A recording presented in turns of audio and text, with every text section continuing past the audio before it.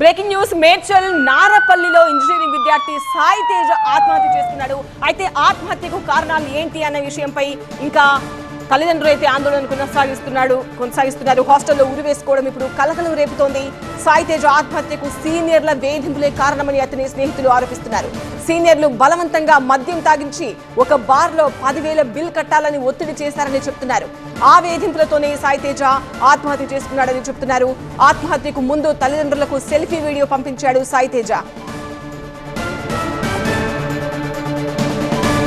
సాయి తేజది ఆత్మహత్య కాదు, హత్య అని తల్లిదండ్రులు ఆరోపిస్తున్నారు. తమ కుమారుణ్ణి హత్య చేసి ఆత్మహత్యగా చిత్రీకరించారని సాయి తేజ తండ్రి ప్రేమ్ సింగ్ ఆరోపిస్తున్నారు.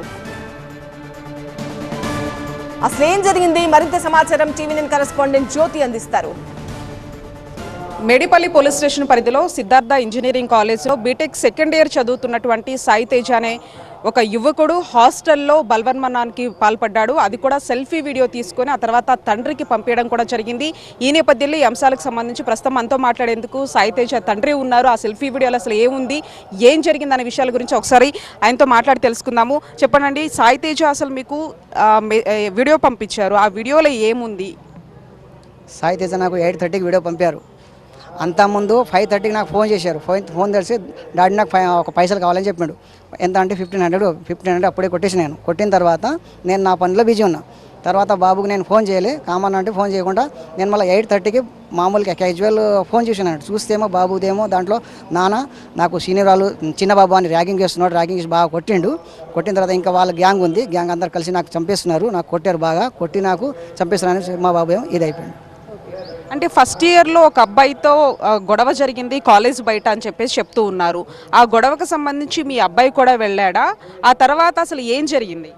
అది మాకు తెలియదమ్మా, ఆ విషయాలు నాకు తెలియదు, అది తెలియదు. అది ఇప్పుడు మీ అబ్బాయి సెకండ్ ఇయర్, మిగతా వాళ్ళు ఎవరైతే ఈ డబ్బులు అడిగారు బార్కి వెళ్ళిన తర్వాత అని చెప్తున్నారు. సో బయట వ్యక్తులు ఎవరైనా వచ్చారా?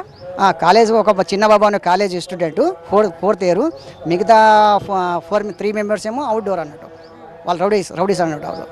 వాళ్ళు వచ్చి బాబుని కొట్టారట, అందరు బాబుని కొట్టేసి ఇది చేశారట. అంటే మీకు ఏమైనా అనుమానాలు ఉన్నాయా? ఇది సూసైడ్ అనుకుంటున్నారా, ఇంకేమైనా కారణాలు ఉన్నాయనుకుంటున్నారా? దాదాపు మర్డర్ అని కనిపిస్తుంది. సూసైడ్ నోథింగ్, సూసైడ్ లేదు, ఇది సూసైడ్ పాయింట్ కూడా లేదు, సూసైడ్ లేదు, ఓన్లీ మర్డర్.